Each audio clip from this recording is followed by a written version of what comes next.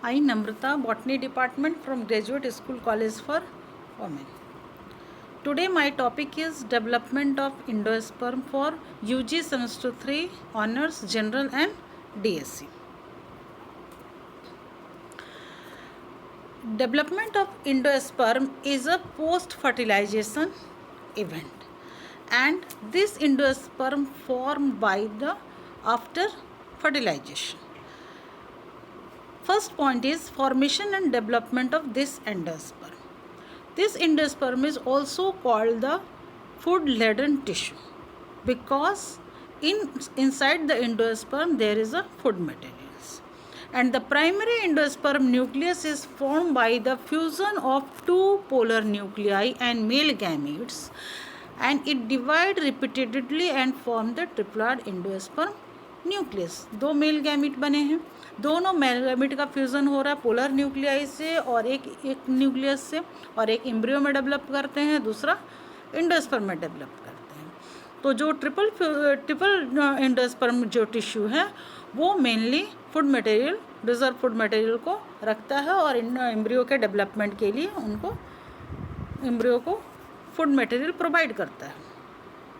The endosperm receive food supply from the nucellus, which ultimately perishes and remains in the form of a thin layer outside the endosperm is known as perisperm. और यह जो endosperm जो food supply को लेता है nucellus से, और वो अल्टीमेटली वो पेरिस्पर्म के फॉर्म में आउटसाइड एंडोस्पर्म में रह जाता है. अब इस एंडोस्पर्म का डेवलपमेंट कैसे होता है? तो इस एंडोस्पर्म का डेवलपमेंट जो हो रहा है माइटोटिकली डेवलप करेगा, माइटोसिस में जाएगा और डेवलप करेगा, और एम्ब्रियो के डेवलपमेंट के पहले इस एंडोस्पर्म का डेवलपमेंट हो जाना है. अब जो जिम्नोस्पर्म है, तो जिम्नोस्पर्म में in gymnosperm it present the female gametophyte, but in case of endosperm is a special tissue, and it has three types: free nuclear type, cellular type and halobial type. First we go through the free nuclear type. This is the most common endosperm development, और जैसा कि नाम से हमको मालूम चल रहा है कि इसका न्यूक्लियस जो है रिपीटेडली डिवाइड होते जाएगा, इसको बोलेंगे फ्री न्यूक्लियाई डेवलपमेंट. और ये बार बार डिवाइड करने के बाद ये सेल के पेरिफेरी में पूरा न्यूक्लियस का जमा हो जाना है. देखिए पूरे सेल के चारों ओर न्यूक्लियस पेरिफेरी वॉल में जमा हो गया, और ये जब इस तरह का डिवीज़न ये कर रहा है, फ्री न्यूक्लियाई डिवीज़न कर रहा है, तो हम लोग इसको देख सकते हैं नारियल के पानी में. तो नारियल का जो हमारा पानी जो बन रहा है वो मेनली फ्री न्यूक्लियर डिवीज़न है, और बाद में जब उसके चारों ओर वाइट मटेरियल जो जमा हो जा रहा है वो सेलुलर डेवलपमेंट है. कोकोनट का पानी और कोकोनट का जो मटेरियल है वो एक फ्री न्यूक्लियर डेवलपमेंट है, दूसरा सेलुलर डेवलपमेंट है. Free nuclear endosperm having thousands of free nuclei and surrounding white in is cellular endosperm. Next one is cellular type. Division of primary endosperm nucleus is immediately followed by the wall formation. See here. Here is the division of nucleus and there is the formation of wall after the division of the nucleus.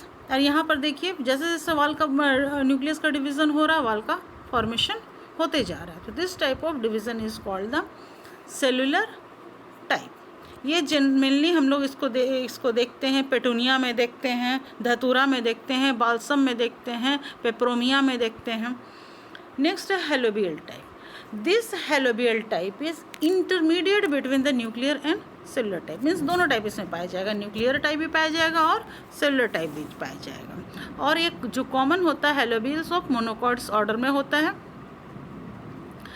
इस जो first division जो होता है इसका unequal division होता है. देखिए इस टाइप से इसका डिवीज़न हो रहा है, और माइक्रोपाइलर इंड और चैलेसल इंड. तो तो माइक्रोपाइलर एंड वाला जो है सेल रिपीटेडली बहुत ज़्यादा डेवलप करके बड़ा हो जाता है, और चैलेसल एंड वाला कम डेवलप करता है, वो छोटा रहता है और बाद में वो डिजेनरेट कर जाता है. A large number of free nuclei develop in the upper chamber while the lower nucleus form a few nuclei और may not divide at all. Next one is function of endosperm. तो जैसा हम जानते हैं कि this is the food laden tissue, तो ये क्या करेगा, फूड लेडन टिश्यू है तो न्यूट्रिशन देगा, तो serve as a storage tissue as its cells are laden up with the food material. This may be deposited as hemicellulose on the cell. किसी किसी में हेमीसेल्यूलोज के फॉर्म में रहता है एंड बिकम वेरी थिक, जैसे डेट, एरेका और vegetative ivory. Next point है कि what are the fate of this endosperm. तो इसका फेट जो है कि during the growth the endosperm crush the nucellus and it is in turn eaten by the growing embryo. The endosperm may persist in seed when the latter is called the endospermic. अगर वो persist कर गया seed के साथ तो उसको endospermic बोलेंगे. जैसा कि हम लोग देखते हैं कुछ मोनोकॉट्स और कुछ डाइकॉट्स में होता है, जैसे कैस्टर, कॉटन, ऑल ग्रासेस में होता है, और जैसे स्टार्ची फूड मटेरियल्स के रूप में चावल, गेहूं में होता है, तेल के रूप में कैस्टर और कोकोनट्स में पाया जाता है.